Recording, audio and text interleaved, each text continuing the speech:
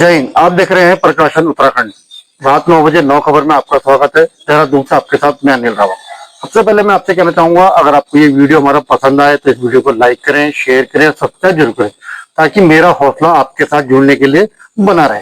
तो आप बात करते हैं आज रात की 9 खबरों की हेडलाइन।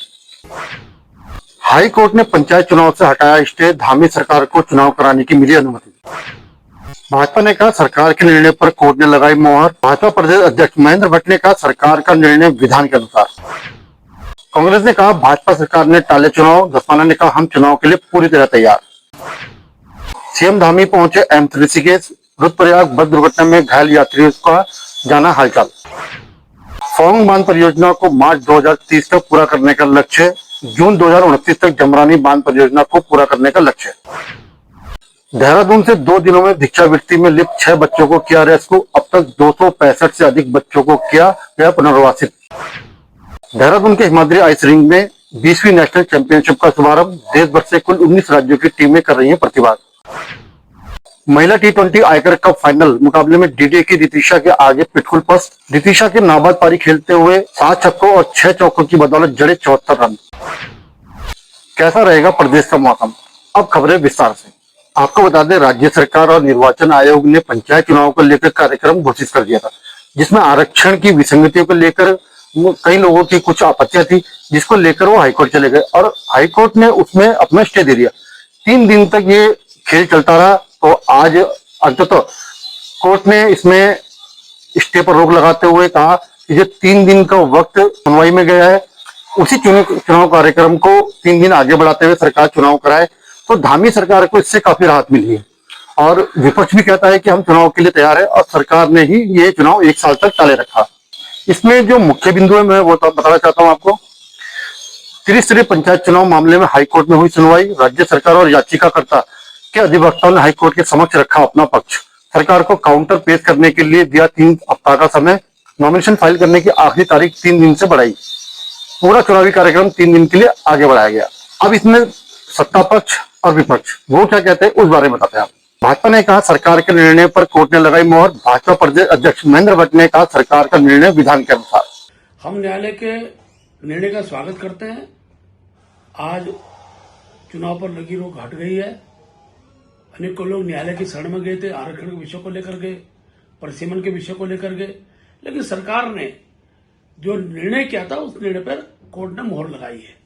और मैं कह सकता हूं कि इस निर्णय ने अपोजिशन को भी इस बात का एहसास कराया होगा कि सरकार का जो निर्णय करती है वो विधान के अनुसार न्याय व्यवस्था के आधार पर ही करती है। आज चुनाव की फिर रोक हट गई है। हम लोग चुनाव के लिए तैयार हैं।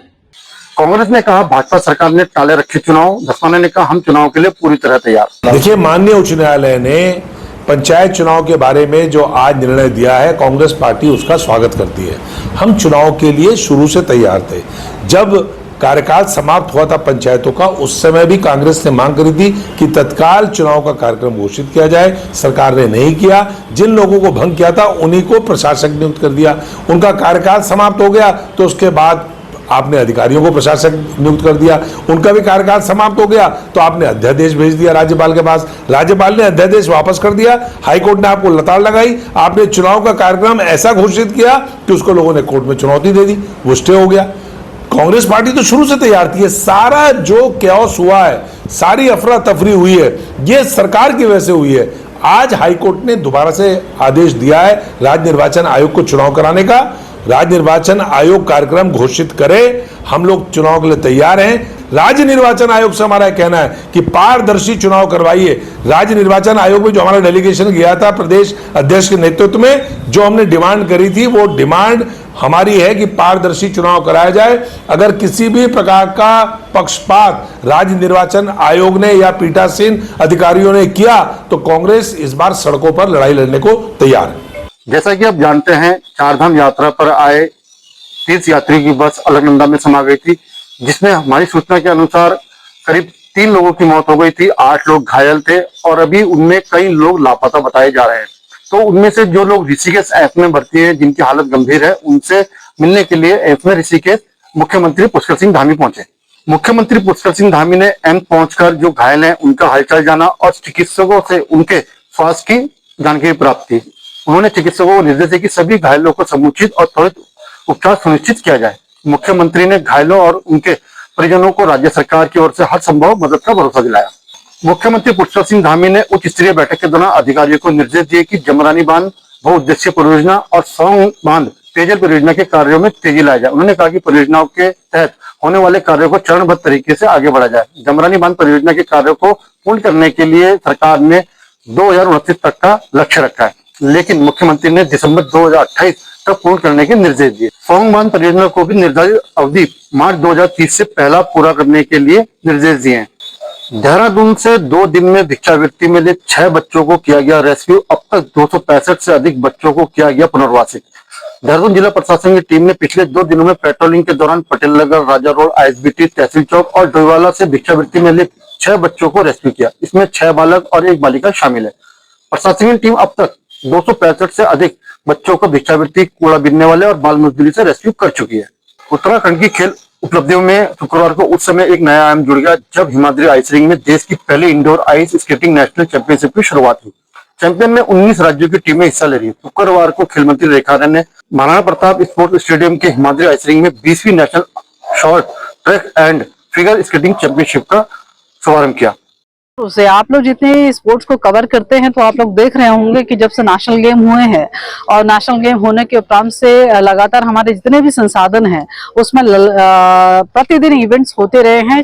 नेशनल चैंपियनशिप तो कंटिन्यू है, कहीं कहीं पे एशियन चैंपियनशिप भी अलग अलग तरीके के, कहीं फुटबॉल का, कहीं पे हॉकी का हम देखते आ रहे हैं। तो मैं समझती हूँ कि जो हम लोग चाह रहे थे कि इन संसाधनों का उपयोग होता रहना चाहिए, वो उपयोग प्रतियोगिताओं के माध्यम से भी और लगातार बच्चों के आवागमन के माध्यम से भी यहाँ पे प्रैक्टिस हो रहा है, जो कि बहुत शुभ संकेत है इस देवभूमि को खेल भूमि बनाने में। जहाँ प्रधानमंत्री मोदी जी के आह्वान पे ये खेल भूमि स्थापित हो रहा है, उसी ओर हम लोग जो है बहुत तेजी से अग्रसर हो रहे हैं।